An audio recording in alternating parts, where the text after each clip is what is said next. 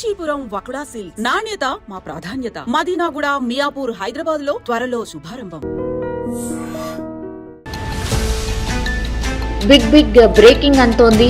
SLBC టన్నెల్లో చిక్కుకున్న 8 మంది కోసం గాలింపు చర్యలు ఇంకా కూడా కొనసాగుతున్న నేపథ్యంలో కాసేపటి క్రితమే ఒక ఇన్ఫర్మేషన్ అందింది. అదే ఈ రెస్క్యూ టీం ఏదైతే 8 మంది కోసం గాలిస్తూ ఉందో గాలింపు చర్యల్లో భాగంగా రెస్క్యూ టీం కొన్ని మృతదేహాల్ని గుర్తించినట్టుగా మనకున్నటువంటి సమాచారం. ఆ డెడ్ బాడీలను మార్క్ చేసింది రెస్క్యూ టీం. సో 3 మీటర్ల మట్టి లోపల మృతదేహాలు ఉన్నట్టుగా గుర్తించారు. సో మృతుల్లో మొత్తంగా 8 మంది పూర్తిగా చనిపోయి ఉంటారు అని కూడా భావిస్తున్నారు. ఎందుకంటే చాలా లోపల వరకు ఈ రెస్క్యూ టీం వెళ్ళింది కాబట్టి అక్కడ ఎక్కడ కూడా ఈ 8 మందికి సంబంధించిన జాడ ఎక్కడ లేదు. పూర్తిగా మట్టి, బురద ఇదే ఉన్నాయి కాబట్టి ఇంకా ఆ 8 మంది ఆ బురద మట్టి లోపలే కూరుకుపోయి చనిపోయి ఉంటారు అని ఒక నిర్ధారణకు వచ్చినట్టుగా స్పష్టంగా అర్థమవుతుంది. సో మృతుల్లో 6 కార్మికులు ఉన్నారు అండ్ 2 ఇంజనీర్లు ఉన్నట్టుగా సమాచారం. సో ప్రస్తుతానికైతే ఈ 8 మంది మృతి చెందిన వాటిలో ఇప్పటికీ 5 మృతదేహాలను అయితే రెస్క్యూ టీం గుర్తించింది. డెడ్ బాడీలను మార్క్ చేసింది కూడా రెస్క్యూ టీం. 3 మీటర్ల మట్టి లోపల ఈ మృతదేహాలు లభ్యమైనట్టు తెలుస్తోంది. సో ఈ మృతుల్లో మాత్రం 6 కార్మికులు ఉన్నారు, 2 ఇంజనీర్లు అయితే ఉన్నారు. మనకు తెలుసు ఆక్వా ఐతో పాటుగా జీపీఆర్ సిస్టమ్స్తో ఈ 5 మృతదేహాలను అయితే రెస్క్యూ టీం గుర్తించింది. పూర్తిగా మట్టిలో, బురదలో కూరుకుపోయినటువంటి మృతదేహాలను అయితే టన్నల్ నుంచి బయటికి తీసుకొచ్చేందుకు ప్రయత్నాలు అయితే ముమ్మరం చేశారు రెస్క్యూ టీం అంతా కూడా. అండ్ ఇంకా మిగిలిపోయిన ఆ 3 మృతదేహాలు కనుక్కునేందుకు కూడా టీం ఇంకా కూడా గాలిస్తున్న పరిస్థితి అయితే కనిపిస్తోంది. సో మృతదేహాలను ఇప్పుడు గుర్తించింది కాబట్టి ఈ మృతదేహాలను గుర్తించడంలో ఐఐటి మద్రాస్కు చెందినటువంటి నిపుణుల బృందం అయితే కీ రోల్ పోషించింది అని చెప్పొచ్చు. Because ground penetrating radar technology ఆధారం చేసుకొని ఈ టెక్నాలజీ ద్వారా అయితే ఇప్పుడు ఈ 5 మృతదేహాలు ఏవైతే గుర్తించినట్టుగా చెప్తున్నారో ఈ టెక్నాలజీ యూజ్ చేసే ఈ మృతదేహాల్ని కనుగొన్నారు. సో ప్రాణాలతో వస్తారు అనుకున్నారు అందరూ కూడా. టన్నెల్లో చిక్కున్న వాళ్ళందరూ కూడా సజీవంగా వస్తారు, ప్రాణాలతో బయటపడతారు అని అందరూ భావించారు. కానీ వెరీ బ్యాడ్ న్యూస్ అనుకోవచ్చు. 8 మంది ఎవరైతే ఆ టన్నెల్లో చిక్కున్నారో 6 కార్మికులు, 2 ఇంజనీర్లు వాళ్ళందరూ కూడా చనిపోయినట్టే అని ఆల్మోస్ట్ నిర్ధారణకు వచ్చిన పరిస్థితి అయితే కనిపిస్తోంది. పూర్తిగా ఇప్పటివరకు అయితే అంటే అక్కడ ఉన్నటువంటి కలెక్టర్ కావచ్చు, లేదంటే రెస్క్యూకి సంబంధించి ఎవరైతే రెస్క్యూ ఆపరేషన్లో పాల్గొంటున్నారో సింగరేణి, హైడ్రాతో పాటుగా రైల్వే శాఖకు సంబంధించిన సహాయ చర్యల్లో పాల్గొంటుంది రైల్వే శాఖకు సంబంధించిన సిబ్బంది కూడా.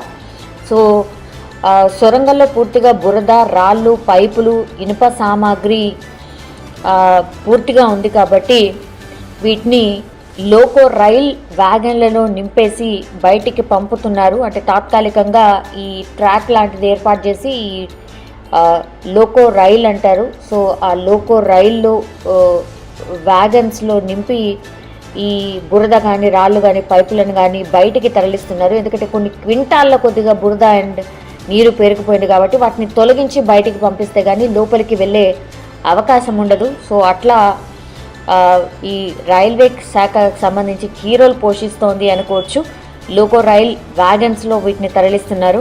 దక్షిణ మధ్య రైల్వే జోన్ ప్రత్యేక నిపుణులు ఈ 2 బృందాలుగా ఏర్పడి ఈ రెస్క్యూ ఆపరేషన్లో పాల్గొంటున్నారు. ఇప్పటికే ఘటనా స్థలానికి చేరుకొని వాళ్ళ వర్క్ని స్టార్ట్ చేసిన పరిస్థితి కనిపిస్తోంది. ప్లాస్మా కటర్ అనుకోండి, బ్రోకో కటింగ్ మెషిన్ అనుకోండి, ఏ టెక్నాలజీ యూజ్ చేస్తే ఎంత త్వరగా ఈ రెస్క్యూ ఆపరేషన్ని ఫినిష్ చేస్తాము అనేసి నిపుణులందరూ కూర్చొని అన్ని మార్గాల్ని వెతికి పూర్తిగా ఈ టెక్నాలజీస్ అన్నీ యూజ్ చేసి లోపల వరకు వెళ్ళి ఇప్పటికైతే 5 మృతదేహాలను అయితే గుర్తించారు. ఇంకా 3 జాడ కోసం ఇంకా రెస్క్యూ ఆపరేషన్ అయితే కొనసాగుతోంది. కానీ ఈ 5 మృతదేహాలు ఏవైతే ఉన్నాయో 3 మీటర్ల మట్టి లోపల, బురద లోపల పేరుకుపోయినాయి, అంటే కింద ఉండిపోయినాయి. సో మట్టిని తొలగించి చాలా జాగ్రత్తగా ఈ మృతదేహాలని కూడా బయటకి తీయాల్సి ఉంటుంది. ఈ దొరికిన మృతదేహాలే కాదు, ఇంకా 3 కోసం కూడా పూర్తిగా గాలిస్తున్న సిచ్యువేషన్ అయితే కనిపిస్తోంది.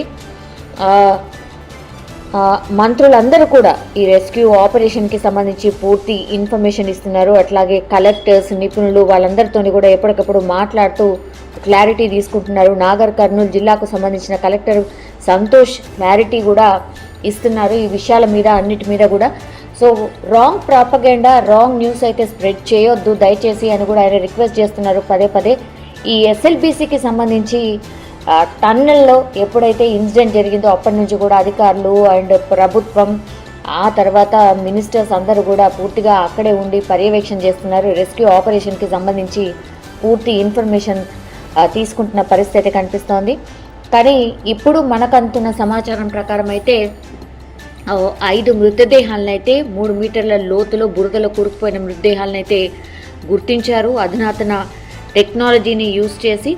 ఇంకా కూడా మిగతా మృతదేహాల కోసం కూడా గాలింపు చర్యలు ముమ్మరం చేశారు. సో ఈ యూజ్ చేస్తున్నటువంటి టెక్నాలజీ ఏదైతే ఉందో అది పూర్తిగా అంటే అధునాతనమైన టెక్నాలజీ అనుకోవచ్చు. ఎందుకంటే జీపీఆర్ సిస్టమ్ ద్వారా వీటిని కనుక్కుంటున్నారు.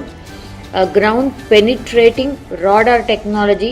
సో ఈ టెక్నాలజీ ద్వారా మృతదేహాలను అయితే గుర్తించడం జరిగింది. ఇంకా మిగతా మృతదేహాల కోసం అయితే గాలింపు చర్యలు చేపడుతున్న సిచ్యువేషన్ అయితే కనిపిస్తోంది. బట్ 8 మంది ఎవరైతే చిక్కున్నారో వాళ్ళందరూ కూడా పూర్తిగా సమాధి అయిపోయారు, సజీవ సమాధి అయిపోయారు ఎస్ఎల్బీసీలో అని చెప్పొచ్చు.